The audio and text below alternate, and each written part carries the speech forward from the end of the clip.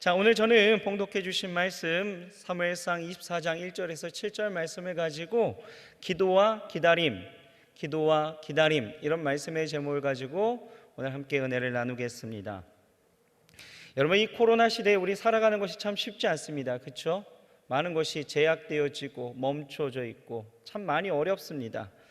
우리가 살아가면서 참 가장 어렵게 느끼는 것 중에 하나가 뭐냐면요, 아마도 말하고 마음먹은 대로 행동하는 것, 이것이 아마 제일 어려운 일이지 않을까 이런 생각을 하게 되어지는데요, 마음먹은 것은 이상적인 것들을 생각하고 결심하는 것이고, 또 행동하는 것은 그것을 이루는 시작과 과정이기 때문에 혹여는 시작부터 하지 못할 때도 많고, 시작한다 하더라도 어떤 상황과 여건에 따라서 노선이 변경되어진다든지 아니면 포기해버리는 경우들도 얼마든지 있다라는 것입니다.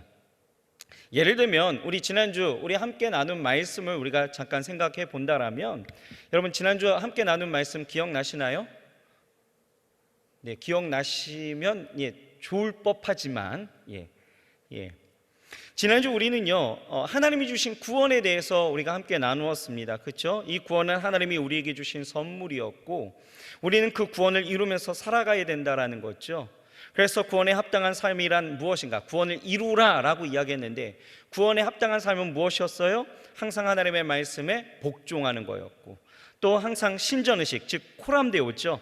하나님 면전 앞에서 살아가는 삶처럼 하나님 앞에서 자신을 성찰하고 또 신실하고 정직하게 살아가야 된다라는 것, 그리고 마지막으로 하나님의 능력으로 그 뜻을 행하면서 살아가야 된다라는 것을 우리가 함께 나누었는데요, 우리는 이 말씀을 들을 때에 어땠습니까? 아, 그래, 내가 하나님의 그 구원, 하나님이 주신 그 구원을 이루면서 살아가야 되겠다라는 마음의 소원, 그리고 마음을 그렇게 먹고 결단했다라는 거예요. 그래서 하나님이 내 삶의 그 은혜로 풍성해지기를 소망하면서 그 자리에서 일어났습니다. 그리고 삶의 자리로 돌아갔죠. 자, 삶의 자리에서 여러분들이 마음먹은 대로, 결단한 대로 그렇게 행하셨나요? 시작한 분들도 아마 분명히 있을 거라 생각합니다. 그러나 한 주일 내내 그렇게 했습니까? 라는 질문을 던진다라면 누구도 아멘 하면서 나아가는 분들은 글쎄요 그렇게 많지 않으리라 생각을 합니다. 여러분, 이렇듯 우리가 삶에 감동이 되어지고 그런 삶을 살고 싶은 그 욕구와 마음은 있지만 선뜻 행동하지 못하는 모습들이 우리 가운데 분명히 있다라는 거예요. 여러분, 하버드 행동력 수업이라는 책이 있습니다. 이 책을 보면요, 저자가요 프롤로그에서 이렇게 이야기합니다. 뭐라고 이야기하냐? 당신이 실패하는 이유는 단 하나, 행동하지 않기 때문이다. 이렇게 이야기를 하면서 책을 기술해 나갑니다. 그러면서 이야기하는 것이 뭐라고 이야기하느냐? 이렇게 쓰여져 있더라고요. 심리학 관점에서 보면 대부분의 사람은 게으르다. 밖으로 나가 멋진 세계를 구경하고 싶어 하면서도 직접 움직이는 사람은 거의 없다. 똑똑하고 아는 게 많으면 세상에 못할 일이 없을 것 같아도 입으로만 떠들면 무슨 소용인가? 꿈을 이루는데 필요한 건 신중한 태도가 아니다. 사람들이 꿈을 이루지 못하는 그 근본 원인은 단 하나, 행동하지 않기 때문이다. 이렇게 쓰여져 있더라고요. 여러분, 혹시 동의하십니까? 동의하십니까? 저는 이 말에 굉장히 공감이 되어졌고 동의가 되어지더라고요. 그러면서 그 뒤에 또 이렇게 쓰여져 있습니다. 다른 사람들은 꿈을 이루는데 왜 나만 제자리일까? 라는 질문을 던지는 거예요. 그러면서 그 답에 대해서 이렇게 이야기하더라고요. 누구나 살면서 이거 하면 되겠다, 이거 하면 잘 되겠다 싶은 아이디어들을 떠올리기 마련이다. 그런데 왜 전 세계 1%의 사람들은 생각으로 세상을 바꾸고 나머지 99%의 사람들은 생각만 하다가 끝날까? 그 차이는 매우 간단한 이유에서 생긴다. 바로 생각을 행동으로 옮기는가의 여부에 달렸다.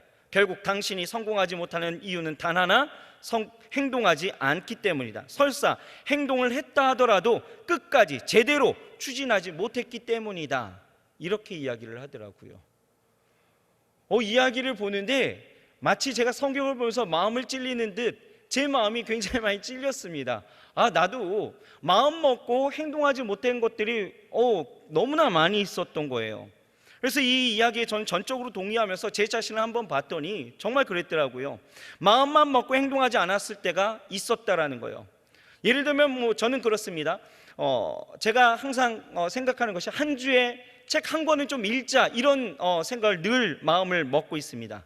근데 요즘 너무 바쁘다 보니까요, 리더 양육을 위한 그 10계명에 대한 그 강의를 준비하면서 그에 관련된 책들을 거의 4권을 보거든요. 그 책을 보고 또 여러 가지 논문을 살펴보고 이러다 보니까 정작 내가 읽고 싶은 책은요, 한 주에 한 권 읽기 너무 어렵습니다. 지킬 수가 없는 거죠. 여러분, 행동은요 분명히 생각에서 출발합니다. 마음에서 출발하는 거예요. 하지만 생각만으로 그치면 아무런 의미가 없습니다. 마음만 먹은 것으로 그치면 무용지물인 거죠.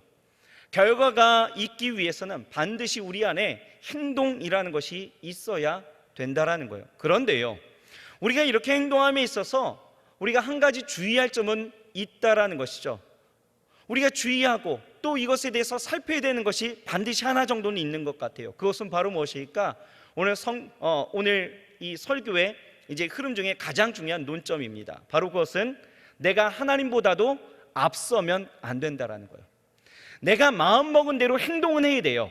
그래야 합니다. 하지만 내가 행동함에 있어서 하나님보다 앞서면 안 된다라는 것입니다. 여러분, 지금은 무한경쟁 시대에 있죠. 이 시대를 살아가면서 우리가 수많은 경쟁을 하게 되어집니다. 이런 가운데 살아남으려면 어떻습니까? 누구보다도 빨라야 돼요. 누구보다도 빠르게 움직이고 빠르게 행동해야 합니다. 그렇지 않으면 도태되고 추락하게 되어지죠. 그러다 보니까 자연스럽게 정말 남들보다 앞서서 행동하지 않으면 살아남을 수가 없는 것이죠. 시대를 읽고 미리 준비하지 않으면 뒤처지는 거예요. 하지만 아무리 시대가 이렇게 급격하게 변화되어지고 남들보다 앞서 행동해야 살아남는 시대를 우리가 살아가고 있지만 우리가 앞서지 않아야 될 것이 분명히 있다라는 거예요. 그것은 바로 하나님이십니다. 여러분, 우리는 어떤 일이 있어도 하나님보다도 앞서면 안 되는 거예요. 하나님이 우리를 이끄시는 대로 우리는 쫓아가야 하지 내가 먼저 가면서 하나님을 뒤쫓아오게 할 수는 없다라는 것입니다. 오늘 본문은요 그것을 우리에게 잘 설명해 주고 있습니다. 오늘 본문에 아주 유력한 두 사람이 나오죠. 잘 알고 있는 사람입니다. 누구죠? 사울과 다윗입니다. 이 두 사람의 운명은요 굉장히 기구해요. 블레셋과의 그 전투에서 전쟁에 나와 그 싸움을 도두는 이 골리앗으로 인해서 이 두 사람의 인생은 이제 완전히 달라지는 하나의 분기점이 되어집니다. 다윗은요 이 전쟁에서 어린 소년에 불과했지만 하나님을 의지하고 지금까지 쌓아왔던 자신의 그 실력을 가지고 골리앗을 쓰러뜨리고 그의 목을 베어버립니다. 결국 이스라엘 온 나라는 다윗에 대한 그 칭송의 소리가 굉장히 높았죠. 이에 비교되어서 어쩌면 그 자존심에 깊은 상처를 입은 이 사울은요 다윗을 죽이기 위해서 혈안이 되어져 그를 쫓아다니기 시작합니다. 사울은요 직감적으로 아마 알았던 것 같아요. 다윗이 살아있는 한 내 왕위가 안전할 수는 없겠다. 또 자신의 아들이 대를 이어서 왕위를 이어갈 수 없다라고 생각했던 것 같습니다. 그래서 그렇게 죽자사자 다윗을 쫓아다니며 그를 죽이려 했다라는 것이죠. 이에 다윗은 어떻습니까? 원치 않게 자신을 죽이려 하는 이 사울을 피해서 도망하는 신세가 되었고 또 도망하면서도 그때 함께 만났던 이 600명 정도의 그 거류자들과 함께 엔기디 광야로 나아가게 되어진 거예요. 그런데 여러분 그거 아시죠? 소문은 빛보다 빠릅니다. 어느새 그 소식을 듣고 사울은 정예군 3,000명을 이끌고 다윗을 잡으려 이 엔게디 광야로 나왔다라는 거예요. 그런데 이 엔게디 광야에 이르게 되어졌을 때 문제가 생깁니다. 어떤 문제예요? 사울이 갑자기 배가 아프기 시작한 거예요. 볼일을 보고 싶었던 거죠. 그 당시에는요 요즘처럼 뭐 화장실이 어디 있습니까? 광야에, 그렇죠? 아무것도 없는 땅에 왕의 체면에 아무 데서나 그냥 할 수 없는 일이었기 때문에 마침 또 그곳에 굴이 있어서 사울은 볼일을 보기 위해서 그 굴로 들어가게 되어지죠. 그런데 그 굴은 누가 있었어요? 다윗과 그와 함께 했던 자들이 그 안에 있었던 거예요.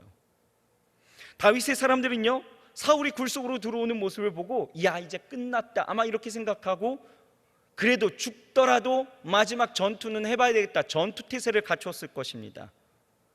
그런데요, 이내 곧 사울이 혼자 들어오는 모습과 그가 볼일을 보는 모습을 보고 아마 깜짝 놀랐을 것 같습니다. 다윗의 사람들은요, 이내 곧 다시 그 마음이 변화되어졌죠. 어떻게요? 이제야 이것이 기회이다.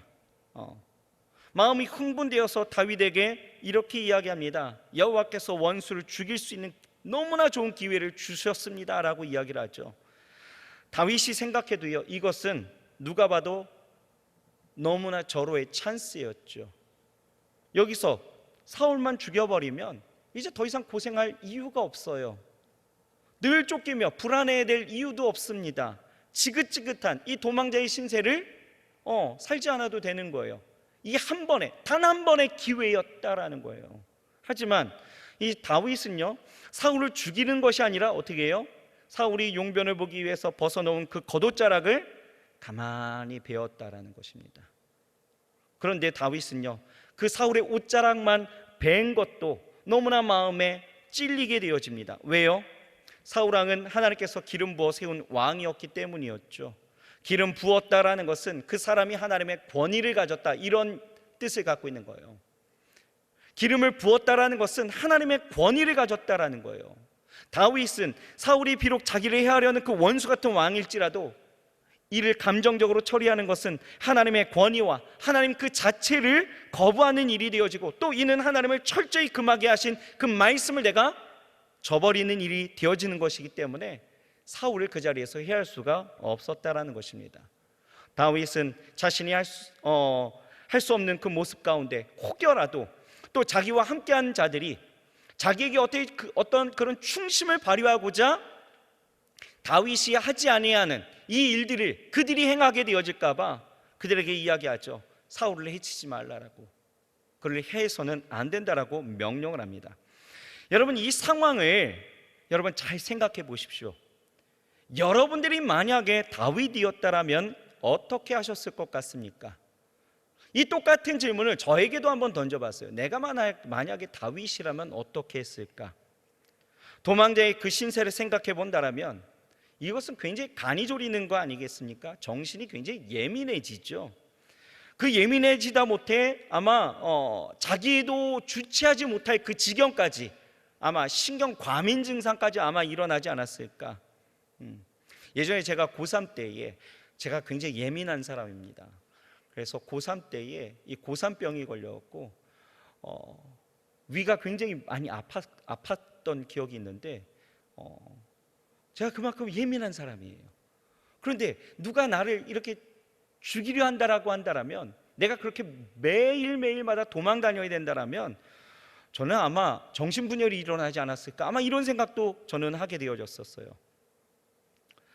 그냥 쫓아오는 것이 아니잖아요. 죽이려 쫓아오는 것이고, 어딜 가든 그 소식이 끊임없이 사울에게 전달되기에 어딜 가든 무엇을 하든 어디에 숨든 이건 별 소용이 없는 것이죠. 그러니 밥이 제대로 입으로 들어갈 수 있겠습니까? 잠을 제대로 잘 수 있었겠어요? 이건 여간 신경 쓰이는 일이 아니었다라는 것입니다. 그런데 어느 날 그를 그냥 정말 손 안 대고 코 풀 수 있는 정말 절호의 기회가 찾아왔다라면, 단번에 해결할 수 있는 그 기회가 여러분들에게 찾아왔다라면 여러분들은 어떻게 하셨을까요? 우리는 당연 이것을 오히려 이것은 하나님이 내게 주신 찬스야 라고 생각하고 묻지도 않고 따지지도 않고 아마 사울을 죽이지 않았을까. 저 같았으면 아마 그랬을 것 같은 마음이 들더라고요. 여러분, 실제로 상황적으로 보면 이건 너무나 기가 막힌 타이밍 아니겠습니까? 사울은 하필이면 엔게디 광야에 도착했을 때 왜 그때 볼일이 보고 싶었을까? 이건 하나님의 뜻 아닐까?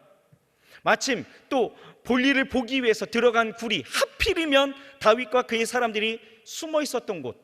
이건 정말 명확한 하나님의 뜻이야 라고 해석할 수 있는, 이건 하나님이 내게 주신 기회라고 설명할 수밖에 없는 그러한 일이었을 것입니다. 하지만 다윗은요, 그 상황 가운데서도 침착합니다.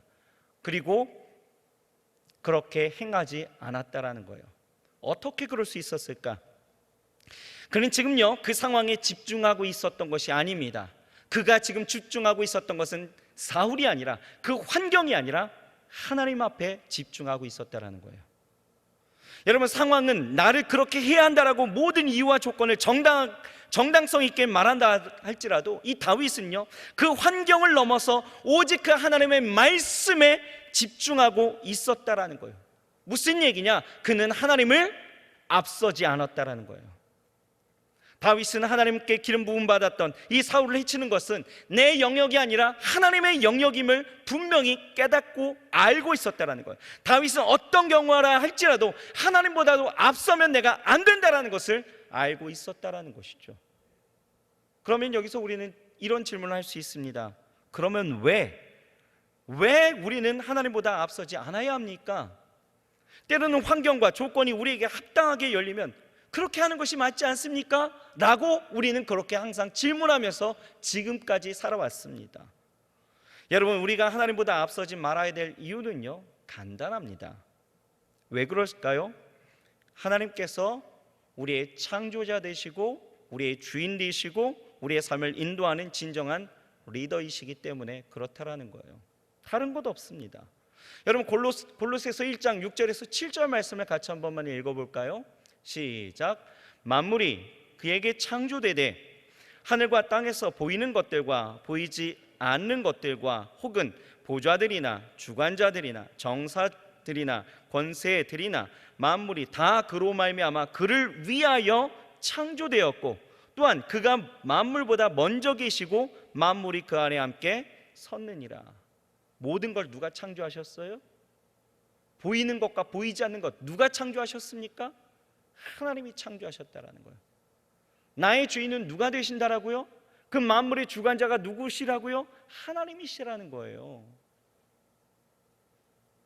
그 하나님이 내 삶을 아신다라는 거예요.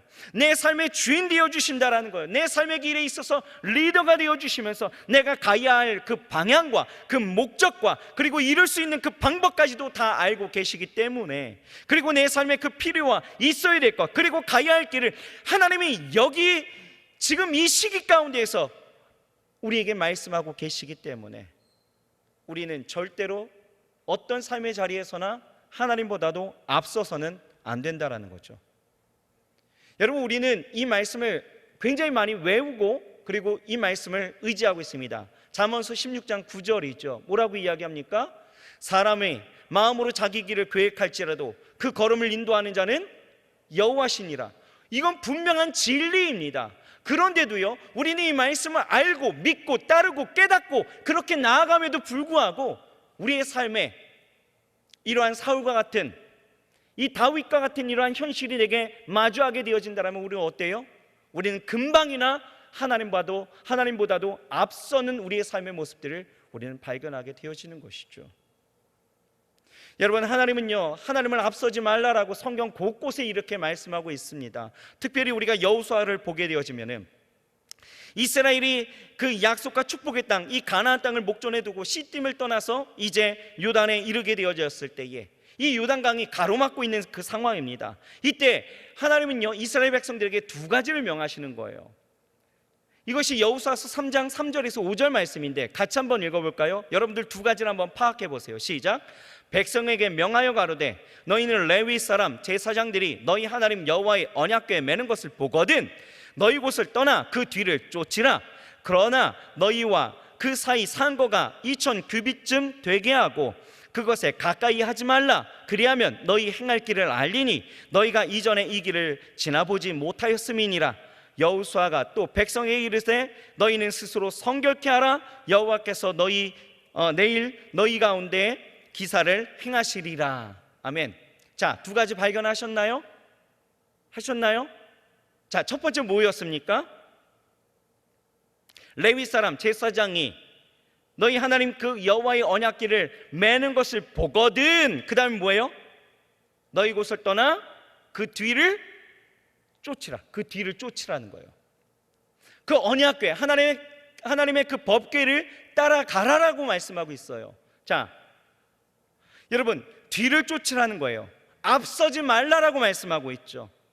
그러면서 법궤 뒤를 바짝 따라가지 말고 그 사이 상거가 2000규빗, 그러니까 지금으로 이야기한다면 약 1km 정도 거리를 두고 쫓아가라라는 거예요.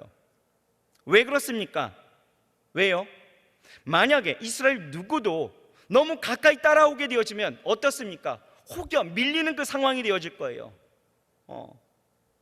그 밀리는 틈에 앞서게 되어질 수도 있다라는 거죠. 그러면 이것이 법궤가 이끌고 가는 건지 아니면 무리가 다 이끌고 가는지 알 수 없는 상황이 되어지기 때문에 1km를 두고 그것을 보고 쫓아오라라고 이야기하시는 거죠. 모두가 볼 수 있게, 모두가 따라올 수 있게 거리를 두고 따라오라 말씀하고 있는 거예요. 자, 두 번째는 뭐였습니까? 가나안에 들어가기 앞서서 여호수아가 이야기하죠. 너희는 스스로 성결케 하라. 뒤를 쫓아와라. 그리고 너희를 성결케 하라. 그런데 여기서 우리가 주목할 것은요, 첫 번째입니다. 따라가야 된다는 거죠. 여러분, 여기서 우리는 깨닫는 것이 있어요. 무엇입니까? 따라가되 집중해서 따라가야 된다는 거예요. 집중해서. 1km 정도라면 여러분 한번 생각해 보세요. 1km 정도면 굉장히 먼 거리예요. 그렇죠? 그 먼 거리에 언약궤가 가는 것을 바라보면서 따라가야 한다라면 이건 고도의 집중력이 필요하다라는 거예요. 그것만 보고 가야 되는 상황인 거예요. 안 그러면 어떻습니까? 놓치는 거죠. 무리 하나가 앞선 자들이 그것을 놓치게 되어져서 다른 길로 가게 되어지면 모든 무리가 다 놓치게 되어지는 엄청난 상황이 벌어지게 되어지는 거죠. 그러니 하나님께서는 오직 하나님만 보고 따라가길 원하셨고 또 절대로 앞서서 안 된다라는 것을 우리에게 말씀하고 있다라는 거예요. 여러분, 이것이 우리가 살아가야 되는 삶의 방식이라는 것이죠. 여러분, 세상에는요, 보이는 것과 보이지 않는 것으로 구성되어져 있습니다. 그런데 사람들은요, 자꾸 보이는 것만 믿으려고 합니다. 그리고 그것을 따라가죠. 보이는 것이 다인 줄 알기 때문에 따라가는 것입니다. 그래서 그런 사람들이 이렇게 이야기합니다. 하나님 안 보이잖아. 보여주면 내가 믿을게. 뭐 이런 궤변을 늘어놓기도 하는데요. 하지만 여러분 보세요. 이 세상을 정작 지배하고 움직이는 것은요, 보이는 것이 아니라 보이지 않는 것입니다. 예를 들어 봅시다. 여러분, 공기가 눈에 보이나요? 아니죠. 사랑이 눈에 보입니까? 권력이 눈에 보이나요? 보이지 않아요. 이 보이지 않는 힘이 이 세상을 리드해 가고 있다는 것입니다. 그런데 이 세상을 진정으로 이끌어 가시는 분은 보이지 않는 하나님이시다라는 거예요. 하나님이 보이지는 않지만 하나님이 이 세상을 주관하시고 우리의 인생을 이끌어 가신다라는 것입니다. 사람들은요, 보이지 않는 하나님보다 보이는 사람을 더 의식하면서 따라가게 되어지죠. 보이는 환경을 더 의지할 때가 많이 있습니다. 어떤 일을 결정할 때에도 마찬가지죠. 하지만 여러분, 우리가 하나님을 믿는 백성이라고 우리가 자부하고 그것에 대한 믿음과 우리의 그 신앙을 고백하고 있다라면 여러분, 우리는 이제는 더 이상 우리의 삶은 내가 리더가 되어서는 안 되고 하나님이 내 삶의 리더가 되어져서 하나님을 온전히 믿고 따라갈 수 있어야 된다는 것입니다. 하나님보다도 앞서면 안 된다는 거예요. 여러분, 차가 다니는 큰 대로에 신호등이 다 있잖아요. 신호등은 뭡니까? 법이죠. 하나의 약속입니다. 그런데 가끔씩 보면은 이 신호등의 신호를 어긴 채 질주하는 사람들이 많이 있습니다. 요즘 특별히 이 배달업에 종사하시는 분들이 특히나 그런 것 같아요. 그 언제죠? 이 연수구에서 인천 그 경찰이 이제 2시간을 단속을 한번 해봤대요. 얼마나 걸릴까? 근데요, 무려 128회? 그렇게 걸렸다라는 거예요. 2시간에 그 한 장소에서. 어마어마하지 않습니까? 그 얘기를 듣고 야, 이건 정말 대단하다. 여러분, 그렇게 신호를 어긴 채 질주하게 되어지면 어떻습니까? 앞서게 되어지면 결국은 대형 사고가 일어나는 거예요. 심지어는 죽게 되어지는 일들도 발생하게 되어지는 것이죠. 여러분, 믿음이라는 것은 신호등을 지키는 것과 같습니다. 우리가 아무리 베스트 드라이버라 할지라도 인생의 경험, 내 삶의 어떤 자부함, 그리고 내 삶의 어떤 스펙, 이런 것을 가지고 내 삶을 내가 이끌어 간다라고 할지라도 여러분, 우리가 하나님보다 앞서게 되어지면 신호등을 무시하고 달려가는 사람들과 다를 바가 없다라는 거예요. 그러면 우리가 이제 하나님보다 앞서지 않기 위해서는 그러면 어떻게 해야 될까? 오늘 설교 제목, 그것이 우리의 정답입니다. 첫 번째는 무엇일까요? 하나님 앞에 물어야 합니다. 기도해야 된다라는 것이죠. 여러분, 어떤 일을 시작하기 전에, 어떤 결정을 내리기 전에 내 생각을 내려놓고 겸손히 그 기도의 자리로 여러분 나아가시길 바랍니다. 어떤 선택을 할지라도, 우리는 어떤 큰 선택을 할 때만 우리 하나님 앞에 좀 붙잡는 우리의 모습들이 있지만, 어떤 선택을 할지라도 여러분 하나님 앞에 기도하는, 묻고 나아갈 수 있는 우리의 모습들이 있어야 되는 거예요. 하나님 앞에 우리의 길을 인도해 달라고 기도해야 합니다. 바른 선택을 할 수 있도록 지혜를 구해야 된다는 거예요. 오늘 본문을 보게 되어지면 다윗이 기도했다라는 내용은 사실 없어요. 그런데 저는 이 말씀을 준비하면서 묵상하면서 이 다윗의 기도의 타이밍을 보게 되어졌습니다. 언제일까? 바로 본문 4절입니다. 같이 한 번만 읽어볼까요? 시작. 다윗의 사람들이 가로되 보소서, 여호와께서 당신에게 이르시기를 내가 원수를 내 손에 붙이시리니 내 소견에 선한 대로 그에게 행하라 하시더니 이것이 그 날이니이다. 다윗이 일어나서 사울의 겉옷자락을 가만히 베니라. 제가 주목한 것은요, 다윗이 일어나서 사울의 겉옷자락을 베니라, 이 부분입니다. 다윗과 함께한 사람들은요, 원수인 사울을 당신의 손에 넘겼다라고 이야기했을 때 이 다윗은요, 어떠한 대답이 없었습니다. 그저 일어났어요. 천천히 일어납니다.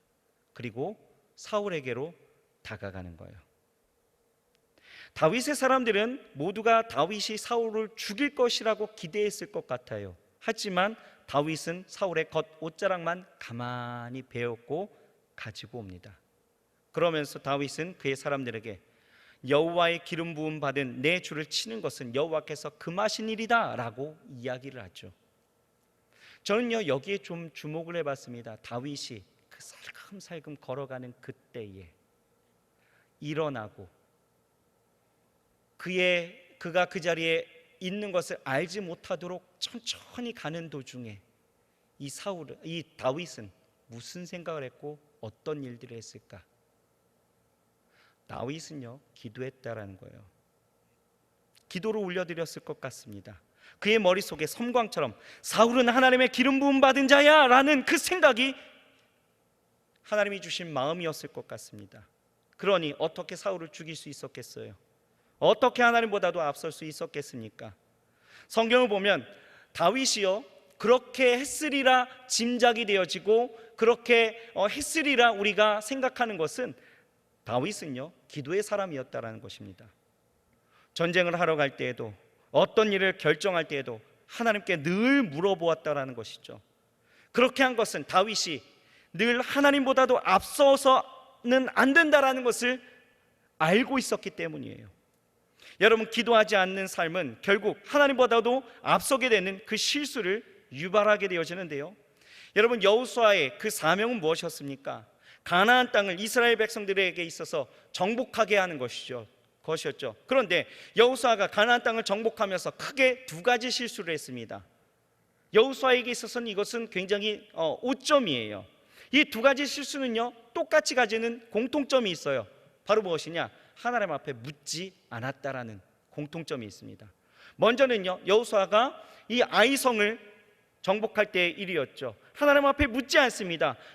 여리고성을 기적처럼 점령했다라는 그것에 심취하여서 아이성을 이제 정복하러 가야 되는데 정탐꾼을 보내죠. 그런데 이 아이성을 정탐하고 온 이 정탐꾼들이 뭐라고 이야기합니까? 이 성은 그 이름처럼 아이처럼 정말 작기 때문에 이스라엘 군대가 다 올라갈 필요도 없이 그냥 한 2-3천 명만 그냥 올라가면 될 것 같습니다. 이 보고를 받게 되어지고 여호수아는 그 말만 믿고 그 전쟁에 나아갔다가 그 전투에서 패하게 되어지죠. 두 번째는 무엇입니까? 기브온 족속들이 이 여호수아를 찾아와서 조약을 맺고자 할 때에 하나님께 물어보지 않고 그 조약을 그냥 맺어버렸다라는 거예요. 나중에 알고 봤더니 어떻습니까? 이 기브온 족속들이요, 속임수를 갖고 나아갔죠. 여호수아를 속였습니다. 마치 멀리서 온 것처럼 위장을 했다라는 거예요. 가장 가까이 있었던 사람들인데. 왜요? 그들의 나라가, 그들의 족속이 위협을 받게 되어질까 봐 그 조약을 맺고자 그렇게 했다라는 거예요. 이 두 가지 사건 속에서 우리가 갖는, 그리고 우리가 갖는 이 아쉬움은 무엇일까? 하나님이 갖는 아쉬움은 바로 무엇이었을까? 생각해 본다라면 그겁니다. 그때 기도했더라면, 이거 아니겠어요? 이때 여호수아가 하나님 앞에 물어보았다라면 아이성의 그 정복에 있어서 실패는 없었을 거예요. 기브온과의 그 조약, 이것은 없었을 것입니다. 여러분, 이와 같이 하나님께서는요, 때로 우리에게 먼저 말씀하시기도 하지만 우리가 먼저 묻기를 원하신다라는 거예요. 묻지 않으면 대답하시지 아니하시고 그냥 두고 보실 때도 있다라는 거예요. 묻지 않고 그냥 펼쳐진 결과에 대해서는 오로지 우리가 책임져야 된다라는 것이죠. 그러므로 우리가 하나님보다 앞서지 않게 하기 위해서는 먼저 우리가 묻는 것이 우리의 삶에 어떤 습관이 되어져야 된다라는 거예요. 어떤 일을 할 때에도 하나님 앞에 내 주권을 내어드리고 하나님 앞에 물을 수 있는 그러한 우리의 모습들이 있게 되어질 때에 우리는 하나님보다도 앞서지 않게 되어지는 것이죠. 두 번째는 무엇입니까? 오늘 설교의 제목처럼 기다림입니다. 우리가 하나님보다도 앞서지 않기 위해서는 기다려야 된다라는 거예요. 여러분, 하나님 앞에 물었더라면 하나님께서 답을 주시기까지 우리는 기다려야 합니다.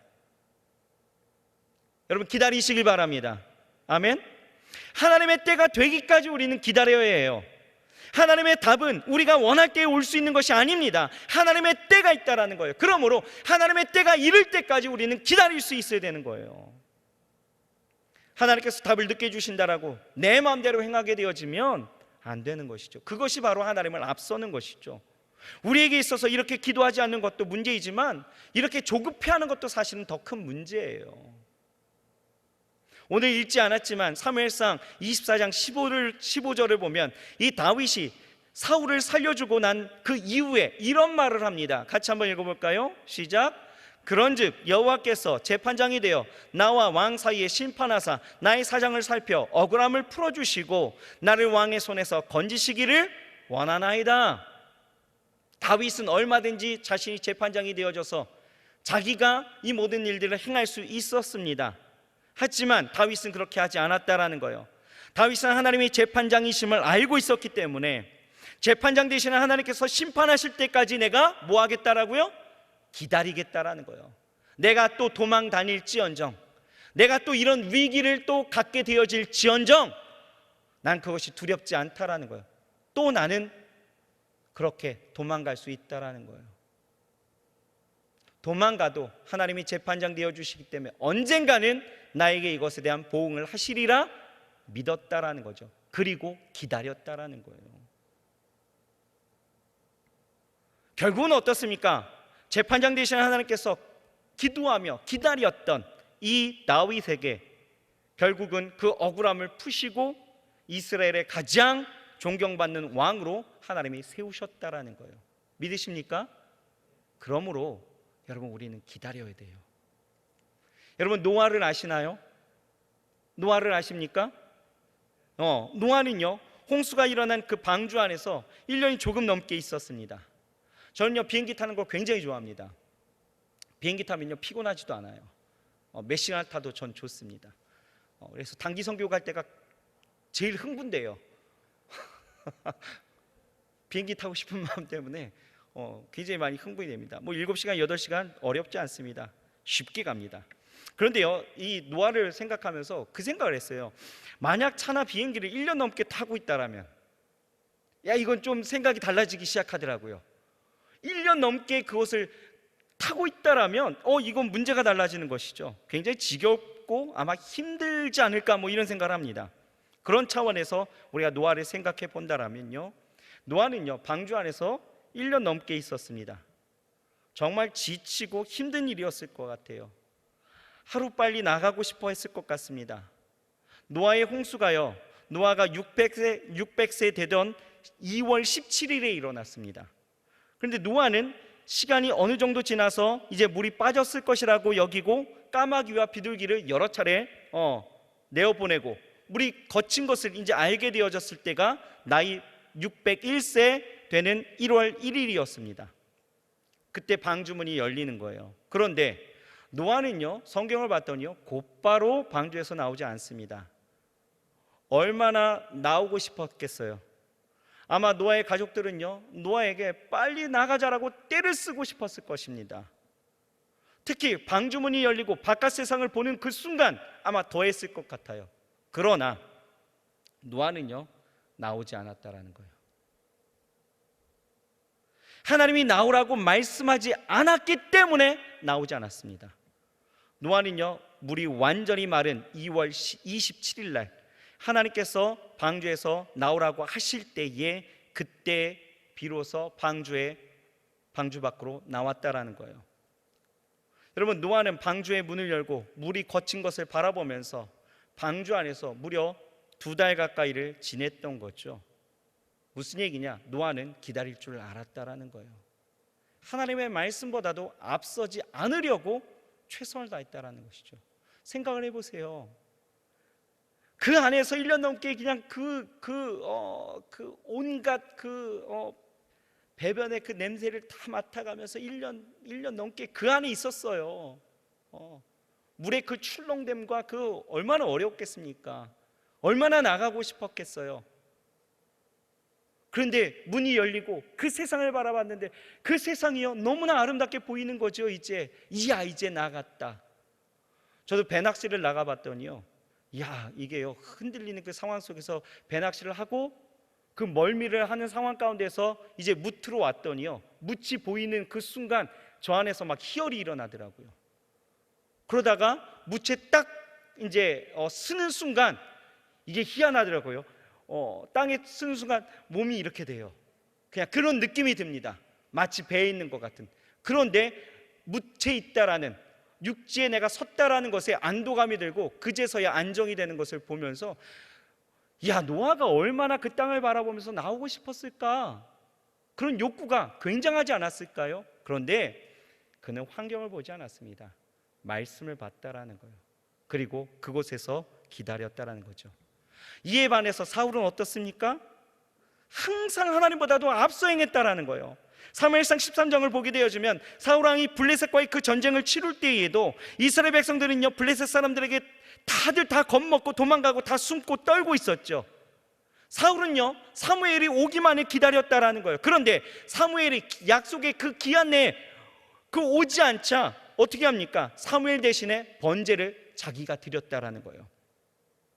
그 번제를 마칠 즈음에 사무엘이 도착하게 되어졌죠. 사무엘은 그런 사울에게 왜 그런 망령된 일들을 행했냐라고 이야기를 합니다. 사울은 뭐라고 이야기해요? 급한 마음에 내가 이럴 수밖에 없었다라고 변명했지만 결국은요, 이러한 사울의 행동으로 인하여서 하나님은 사울을 세우심을 후회했다라고 성경은 이야기하고 있는 거예요. 여러분, 야고보서 5장 11절을 보실까요? 이렇게 말씀하고 있습니다. 같이 한번 읽어봅시다. 시작. 보라 인내하는 자를 우리가 복되다 하나니 너희가 욥의 인내를 들었고 주께서 주신 결말을 보았거니와 주는 가장 자비하시고 긍휼히 여기시는 이시니라. 이것이 저와 여러분들이 붙잡고 가야 될, 그리고 인내할 수 있게 만드시는 하나님의 말씀인 줄 믿으시길 바랍니다. 아멘. 보라 인내하는 자를 우리가 복되다 하나니 너희가 욥의 인내를 들었고 보았노라 라고 말씀하시는 것. 여러분, 욥은요, 이해할 수 없는 그 고난 앞에서도 인내했습니다. 그랬을 때 하나님께서는요, 이 욥기 42장을 보게 되어지면 갑절의 복으로 바꾸어 주시죠. 여러분, 하나님보다도 앞서지 않고 하나님이 말씀하실 때까지, 하나님이 행하실 때까지 인내하는 자에게는 이와 같은 하나님의 복이 있는 거예요. 여러분 보세요. 예수님도요, 앞서지 않으셨다라는 거죠. 항상 하나님 앞에 물으십니다. 하나님의 때를 기다렸다라는 거예요. 보세요. 누가복음에 보면 예수님이 12살 때 되어졌던 일들이었죠. 성전에 이제 가셨던 일들이 기록되어져 있는데 요셉과 마리아가 이 예수님을 잃어버리게 되어집니다. 시장통에서. 그래서 예수님을 찾게 되어지죠. 예수님 어디 계셨어요? 성전에 계셨다라는 거예요. 이때에 예수님이 요셉과 마리아에게 이렇게 이야기합니다. 어찌하여 나를 찾으셨나이까? 내가 내 아버지 집에 있어야 될 줄을 알지 못하셨나이까? 라고 이야기하죠. 무슨 얘기입니까? 예수님은 이미 이때부터 자신이 하나님의 아들임을 알고 계셨다라는 거예요. 내 아버지의 집에 있어야 되는 걸 모르셨습니까? 이 말은 이미 아셨다라는 거예요. 그러면 여러분, 이 예수님께서 나사렛에서 이제 자기 집으로 돌아갈 때에 길거리를 지나시면서 병든 사람을 만나게 되어졌을 때 얼마나 고쳐주고 싶은 마음이 있으셨겠어요. 예수님이신데. 그렇지 않습니까? 불쌍한 자를 보면서 얼마나 그 긍휼을 베풀고 싶으셨겠어요. 하지만 예수님은 나서지 않으셨다라는 거예요. 하나님이 말씀하실 때까지 기다리셨다라는 것이죠. 30세 세례 요한에게 세례를 받을 때까지 기다리셨다라는 거예요. 무슨 얘기입니까? 예수님도 하나님보다도 앞서지 않는다라는 것을 우리에게 몸소 보이셨다라는 거예요. 여러분, 우리 결론을 맺죠. 우리가 하나님의 백성입니다. 인정하시나요? 믿으십니까? 내가 하나님의 백성입니다. 그렇다면 우리의 삶 가운데에서 누구보다도 빨리, 누구보다도 멀리, 그리고 누구보다도 더 자신감 있게 빨리 가야 합니다. 하지만 우리의 행동력에 있어서 단 한 가지, 이것만 기억합시다. 하나님을 앞서지 말아야 된다. 그 말씀 앞에 우리는 날마다 기도하고 기다림으로 우리는 살아가야 된다라는 것을 여러분 잊지 마시고, 하나님보다도 앞서지 않는 겸손한 우리의 삶을 통하여 하나님을 인정해드리고 하나님을 앞세워 나아가는 우리의 삶 가운데 주시는 하나님의 역사와 그 평강이 여러분들의 삶 가운데 충만하게 일어나시길 주의 이름으로 축복합니다. 기도하겠습니다. 하나님, 우리의 삶 가운데 우리가 마음먹은 대로 행동해야 되는 것이 이 삶이 우리에게 주는 메시지입니다. 그러하기에 우리는 행동하고 우리는 인생의 길에서 선택하고 그 길을 따라 나아가야 합니다. 하지만 우리가 믿는 자로서 우리가 단 한 가지 이 사실만은 잊지 말아야 되는 것은 하나님보다도 앞서지 않기를 소망합니다.